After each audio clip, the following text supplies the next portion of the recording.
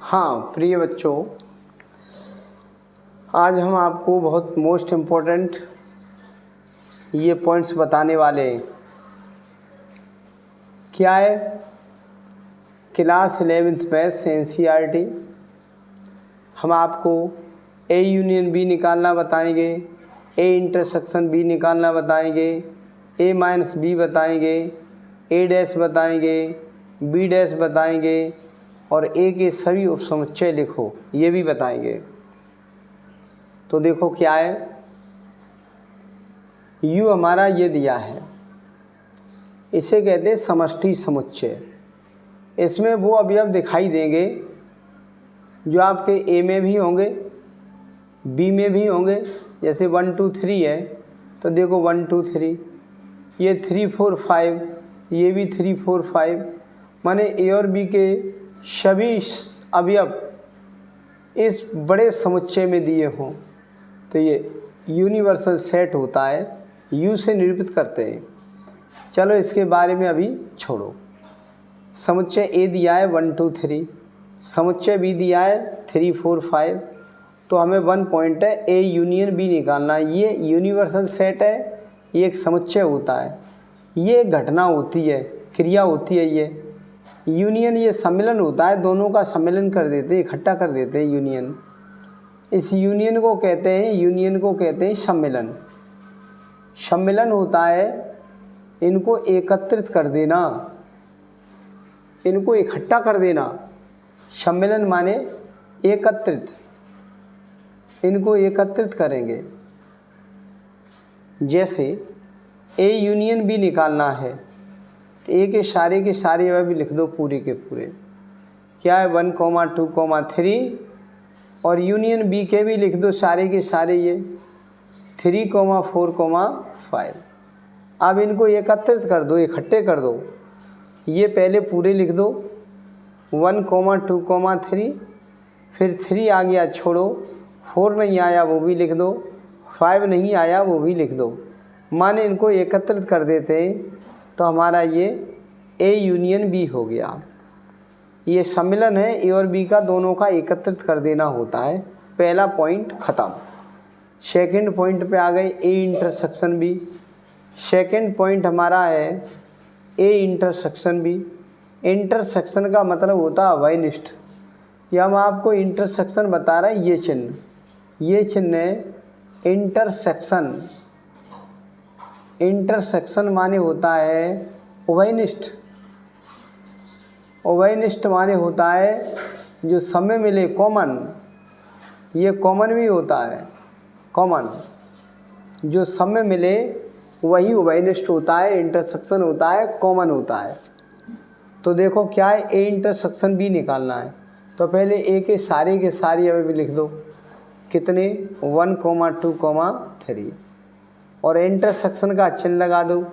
B के सारे अवयव लिख दो 3 4 5, ये लिख दिया। अब इनका हमें इंटरसेक्शन ज्ञात करना है। इंटरसेक्शन होता है माने उभयनिष्ठ या कॉमन या समय मिले। तो एक तो समय आपका 3 मिल रहा है बस, तो हमारा हो गया 3, ये बन गया आंसर। क्योंकि एक दोनों में मिल नहीं रहा, 2 दोनों में मिल नहीं रहा, 3 मिल रहा है दोनों में, वही हमारा आंसर हो गया। अब हम थर्ड पार्ट पे चलते हैं। थर्ड पार्ट हमारा क्या है? A minus B। तीसरा पार्ट लिखा है A माइनस B। ये अंतर समुच्चय होता है, A में से B घटाया जाएगा। तो A की अवयव लिख दे रहे पूरे के पूरे 1 2 3 लिख दिए 1 2 3 और माइनस B के लिख देंगे 3 4 5, लिख देंगे 3 4 5। अब इसमें से घटाना है तो देखो कैसे हमारे घट जाएंगे। 1 से 1 तो घट नहीं रहा, 2 से 2 नहीं घट रहा, 3 से 3 घट गया।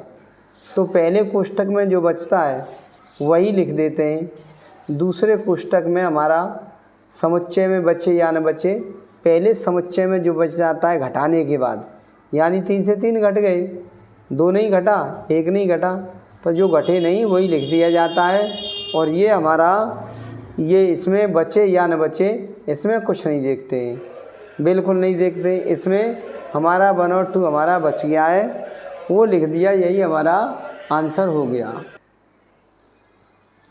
अब देखेंगे ये फोर्थ पॉइंट।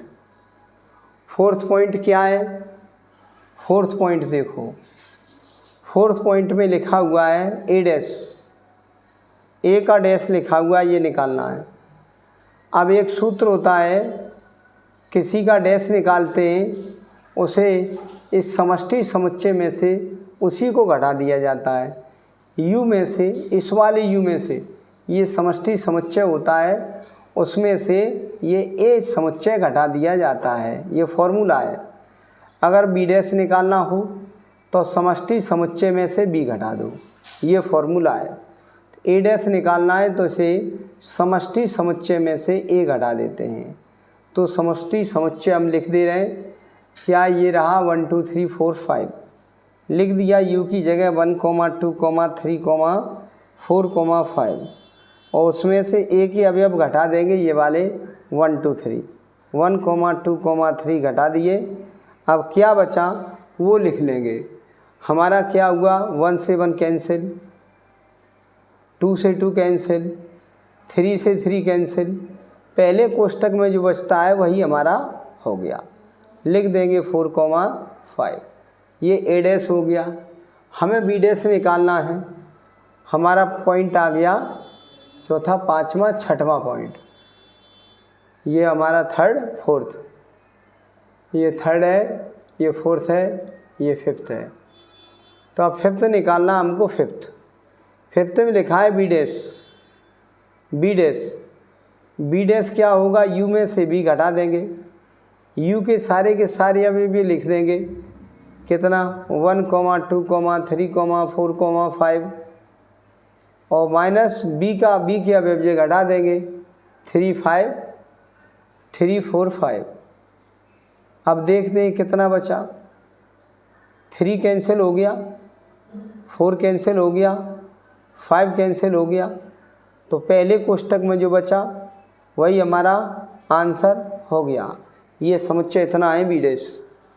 अब एक और खंड रह गया कि ए के सभी उपसमुच्चय लिखो। ये क्या होते हैं हम अभी बताते हैं। तो हमने आपको ए यूनियन भी निकालना बता दिया, मैंने इकट्ठा कर दिया सबको। ए इंटरसेक्शन भी माने उभयनिष्ठ कॉमन होता है, वो देख लिया दोनों का। लिखा इंटरसेक्शन माने होता है उभयनिष्ठ या कॉमन या दोनों में हो। यूनियन होता है वो पूरे को सम्मिलन करते हैं। यूनियन में अंतर है, ये एक समुच्चय, ये क्रिया है। तो union intersection A minus B निकाला, ए डैश निकाला, बी डैश निकाला। ए डैश होता है यू में से ए घटा देते हैं, यू हमारा समष्टि दिया उसमें से ए घटा देते हैं। बी डैश निकालेंगे तो यू में से बी घटा देंगे, इस यू में से ये बी घटा देंगे, बी डैश हो गया।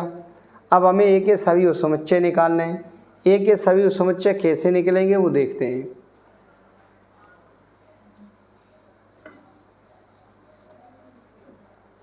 ए के सभी उपसमुच्चय 6 पार्ट हमारा आ गया। ए है कितना, 1 2 3। इसके हमें सभी उपसमुच्चय निकालना है। इसके सभी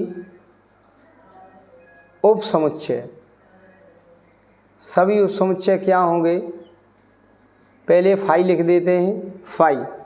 फिर ए के अवयव लिखते हैं, 1 2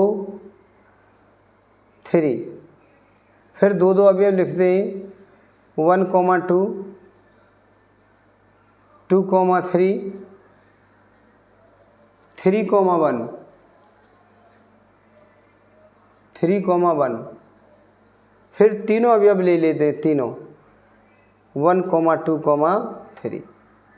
यही हमारा आंसर है। पहले हमारा 5 माने कोई भी अवयव नहीं लेंगे, फिर एक अवयव ले लेंगे, 1 2 3 और मझला कोष्ठक बंद करते जाएंगे।